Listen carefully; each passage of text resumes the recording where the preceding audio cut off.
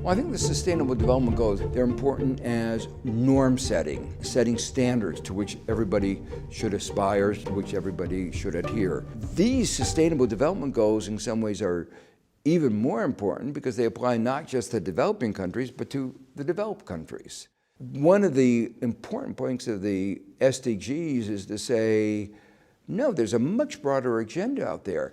GDP is not an end in itself, it's a means to an end. And if GDP goes up, but most people's standard of living goes down, something is wrong. Our economy is not performing.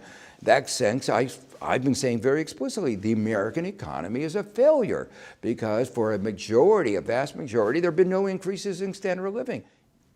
The idea that there being so many goals and so many targets has been criticized because it detracts from a sense of focus. I'm not so concerned. The SDGs are meant not just for governments, very clearly they're meant for our society as a whole. Each corporation can say, well, here's a list of things that we ought to be thinking about. Some corporations, almost all corporations, ought to be thinking about the environmental goals. They also ought to be thinking, are they treating their workers fairly? There were many other goals that other people wanted to put into the list.